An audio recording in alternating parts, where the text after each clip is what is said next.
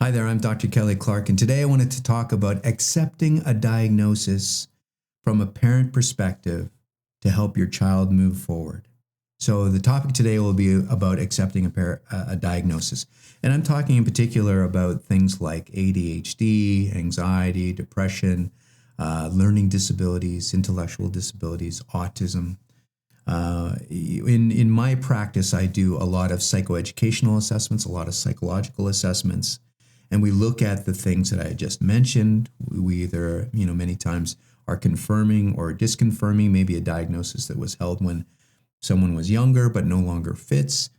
So assessment is for many people a process that can be very beneficial and comfortable, but there are some people that really struggle with the assessment process, and particularly when there is a diagnosis provided. And it can create a lot of strong feelings such as shock, confusion, anger, guilt, feeling overwhelmed, and even at times relieved. Oh, finally, now it's confirmed. The struggles that we are observing with our child, we now see that someone else is seeing these things, and not only someone else, but someone with some expertise who's been trained in this area. Of course, parents are experts on their child's behavior, but many times they can feel relief when an accurate diagnosis is provided. So I wanted to talk about accepting a diagnosis does not mean giving up on your child. It means understanding your child more accurately. A diagnosis does not define who your child is, by the way. Of course, there's oftentimes, and I will say this to parents who will come in for, say, a diagnosis or looking for clarification around whether their child or adolescent presents with autism or one of the other conditions that I've talked about. And they want more information. Is this actually present there? And so they're used to their child because they are an expert on their child. They know the emotions, they know the patterns. But using psychological measures that are valid and reliable, I am able to help with diagnosing some conditions. And this can be very difficult for some parents because it's difficult to hear. But I'll remind them that your child is no different from the hour before, or 2 hours, or 3 hours, or whatever before I had assessed them than they are now. We just have more information. We have more explanation as to why maybe the behaviors are as they are. So oftentimes the diagnosis provides more information, more clarity, and more understanding for parents to relate to their children. The emotional journey of receiving a diagnosis can be very difficult for parents. When parents receive a diagnosis, they often go through a process that looks surprisingly similar to grief. So, often all of us as parents, including me, I'm a father, we will have had an idea of what we wanted our child, or had, expectations of what having a child is like, what being a parent is like. And of course, any of us who have parents, this is blown out of the water quite quickly, because it's like going to Hawaii versus looking at a video of Hawaii. Until you actually experience it, it's so different. And often that can create some feelings that are different than our expectations or impressions of the way it would go. So often there's these feelings of grief when a diagnosis or a condition is determined with a child.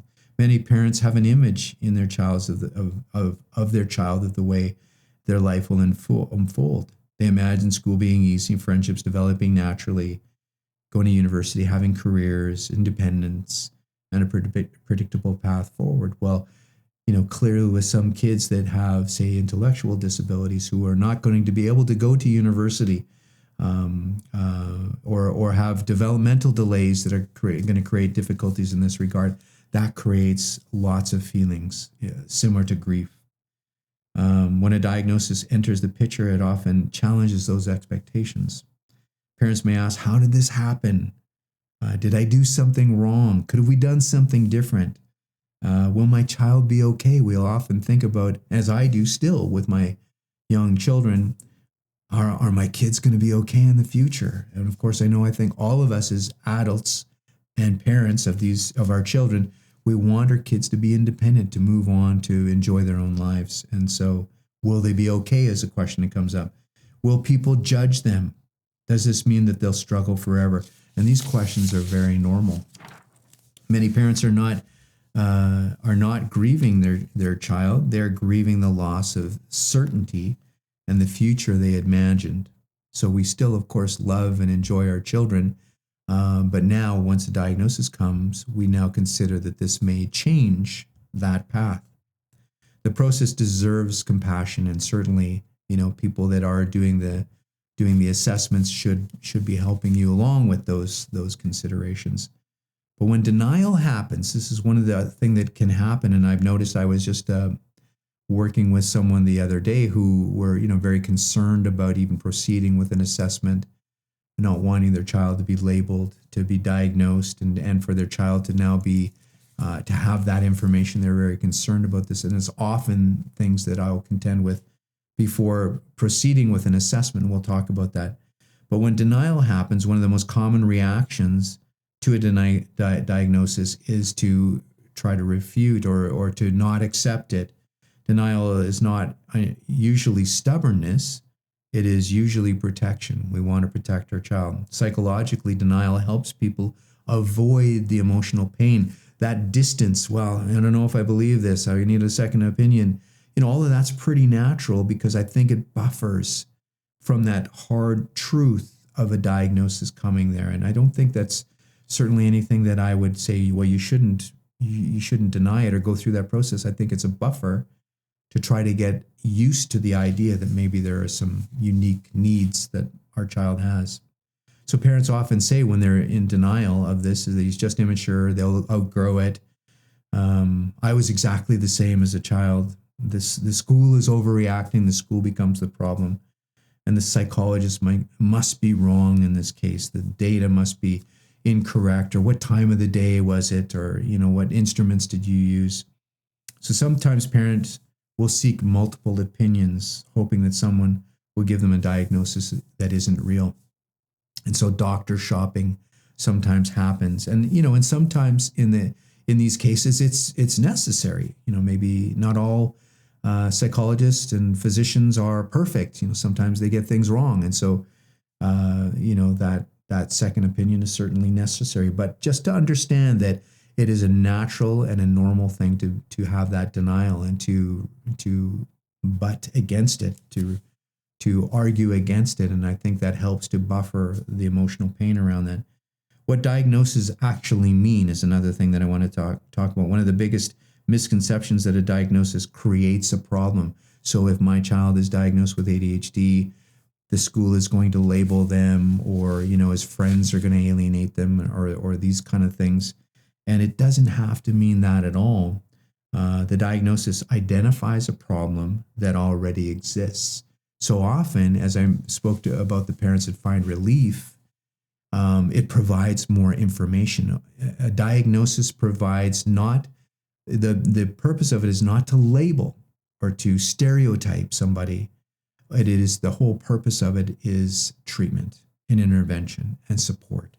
Providing more information. What does this mean? What can we expect about their abilities and future expectations? What's reasonable to expect from my child? So in the case where something already exists, say for example ADHD, the diagnosis did not create the attention difficulties. It was already there. Those difficulties were already affecting things like homework completion, memory, forgetfulness, organization, emotional regulation, academic performance, even family relationships and friendship relationships. ADHD can often create self-esteem issues and difficulties with friends because of the impulsivity and talking over people and these things. Similarly, a diagnosis of autism does not create social communication challenges. They were already there. We're just identifying and putting words to the behaviors, describing what those things mean. A diagnosis of a learning disability does not create reading, writing, or mathematics challenges. The diagnosis simply provides an explanation. It simply provides some more understanding in the confusion of what does all this behavior mean. So I'm hoping that you will hear that it provides clarity and it can provide guidance towards intervention to help your child through the diagnostic certainty that is often provided in these cases. Now, there can be a cost of delayed acceptance. So yes, I understand that denial and refuting it happens, and doctor shopping and those things, and certainly go through the process that's necessary. But when finally somebody can come to a diagnosis, then help can be supported, including support with school physicians, psychologists, other experts. But when a parent continues to deny accepting it, there can be a cost. One of the greatest risks is delayed intervention, as I was talking about. Research consistently shows that early identification and support lead to better outcomes. So in the case of autism, if we can get to a diagnosis sooner, then we can treat and promote things like social skills, social interactions, communication, addressing sensory issues, repetitive stereotype behaviors, these kind of things. So we can start to deal with that. In the case of severe autism, where language is clearly a difficulty, it's very important to get treatment earlier, because research would show us that if speech is not remedied, or we see a turnaround by the age of 5, the chances of speech developing are much less strong. So we definitely want early intervention for things like speech and other conditions, because it helps to bring those skills sooner and benefit the production of them as if they're addressed earlier. Other unfortunate things happen is that when diagnoses are ignored, children often begin creating their own explanations for their struggles. I've seen this a lot with kids who have learning disabilities.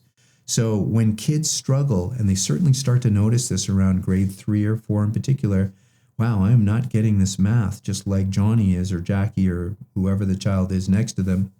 I'm not getting math the same level they are.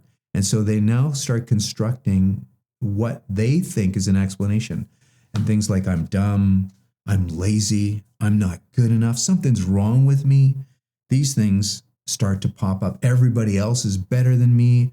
I am the dumbest kid in the class. Of course, many of you parents have heard these things, and they break our heart when we hear these things. So another benefit of addressing and accepting a diagnosis earlier is to help them realize, that yes, you do have strengths in other areas, and the areas that you're struggling, we can, support and guide and work on those things to improve and help them feel more comfortable in their own skin.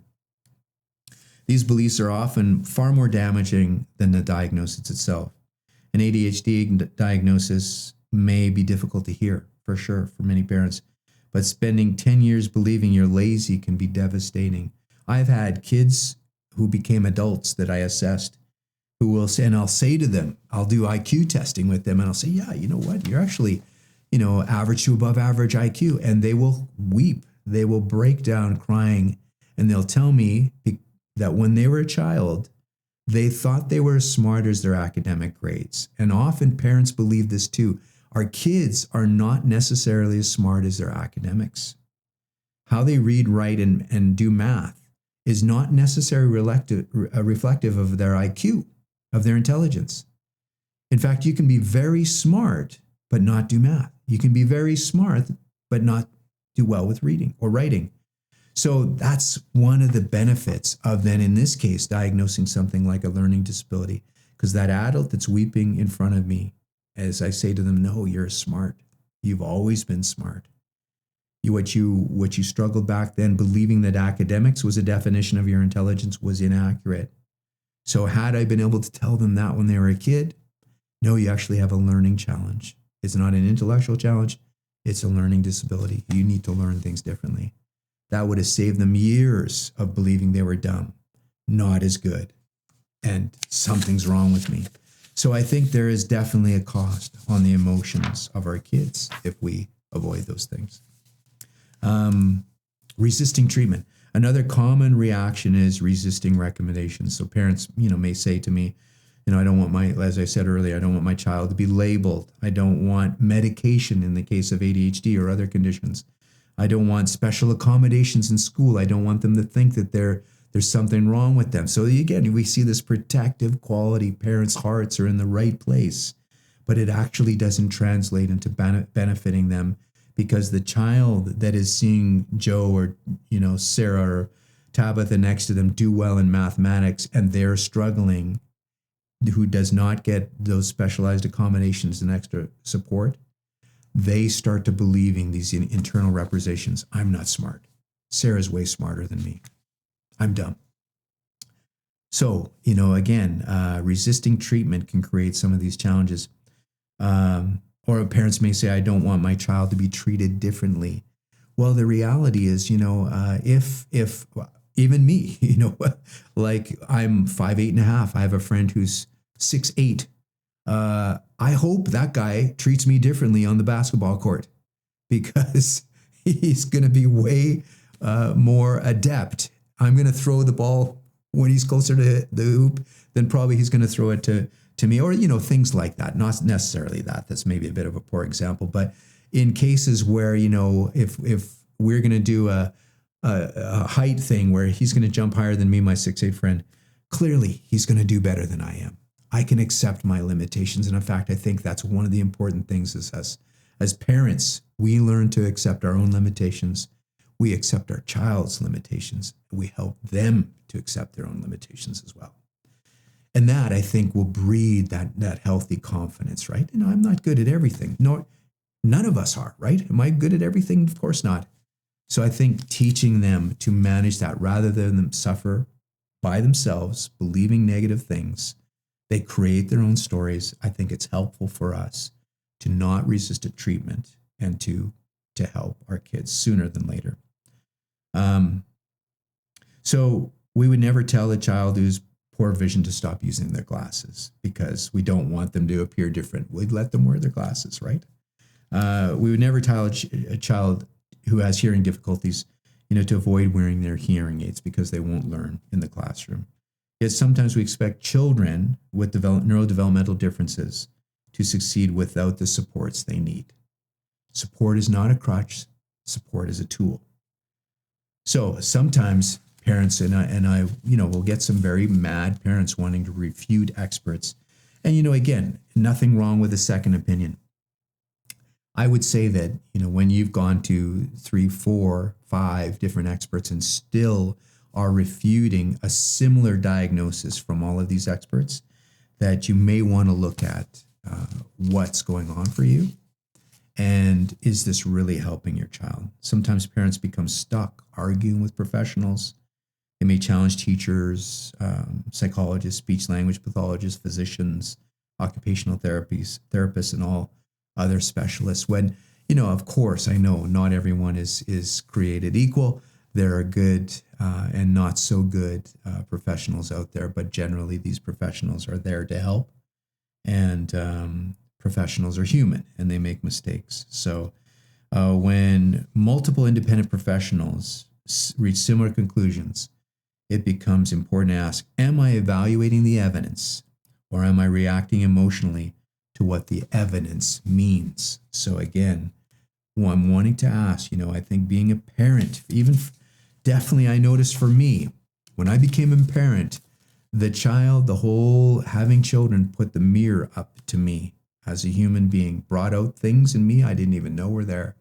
And so when we really are stuck on, I will resist, I will fight, I'm going to go to multiple experts and argue with them, what is the mirror saying back to us as parents? And are we helping our children?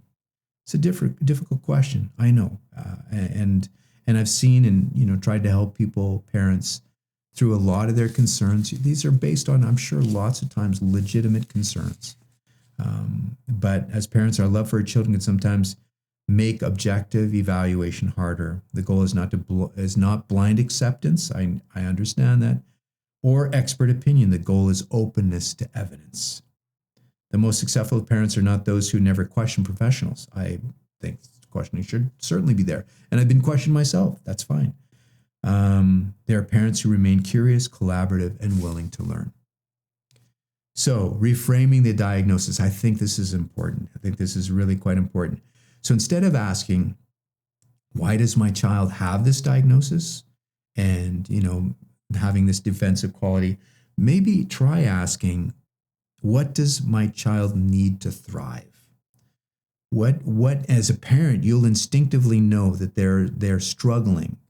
And so asking the question, what do they need to strive? I think that shifts a lot of things for parents. The diagnosis becomes less about limitations and more about support. The focus moves from how do we make these diagnoses disappear to how do we help my child, our children succeed. So again, as I mentioned earlier, the child that comes to my office and I've met them and we play with them and that you brought as a parent, 5 minutes before I start the evaluation is the same child as after the evaluation and there's a diagnosis. We know this. We just generally will have more information. We'll have more explanation, more understanding. The diagnosis is not meant to label, stereotype, or put your child in a box. It's meant to help with interventions and growth and help them to develop into the best version of who they can be, which as a parent, this is what we want, right? These are the things that are very important. They're exactly the same child. The only thing that's changed is, as I said, is our understanding. What acceptance looks like, so acceptance does not mean liking the diagnosis. Acceptance does not mean agreeing with every recommendation, say that's in a report of mine. Acceptance does mean giving us hope. There's a direction. Acceptance means saying this is where we are today. Let's figure out what helps and where we need to go. Acceptance means becoming a student of your child, of course, of which it's amazing watching our kids grow and the things that make them unique from each other and from other children. It's amazing. And these things, we become, students of who our child are. Our perception of them, I hope, comes a lot from trying to see how they view life and how they view doing homework and how they view their struggles and difficulties in school rather than what we expect them to achieve. So just some final thoughts. As a psychologist, I've never met a child whose life was harmed by understanding themselves better. I often say what Socrates said. I love the quote by the philosopher that the unexamined life is not worth living. The more we know about ourselves, the healthier we are. The more we know about our children, the better understanding we have, the more ability we have to respond rather than reactive. We can respond to their needs and help support them in their growth in the future. So the diagnosis itself is rarely the greatest obstacle. The greatest obstacle is often the delay in accepting what the child has been showing us all along. When parents can move beyond that, the denial, the grief, the guilt, the resistance, something remarkable happens. They stop fighting the diagnosis and start advocating for their child. Because the diagnosis is not the end of the story. It is simply the beginning of understanding how to write the next chapter. So I was hoping that we would be open to these kind of ideas. As a psychologist, I've been doing the psychological assessments in Edmonton, the Edmonton area, for over 20 years.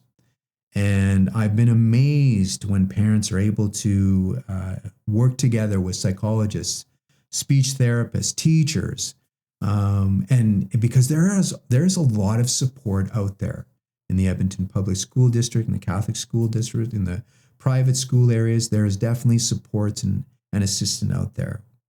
The challenge is if we're not willing or open to accepting this to better our children. And so wanting to leave that with you, thank you for listening. My name is Dr. Kelly Clarke. I've enjoyed sharing this with you, but all through the years that I've seen this, I've seen so much benefit of accurate diagnosis and then consequently effective treatment and intervention. I hope you benefited from this conversation today.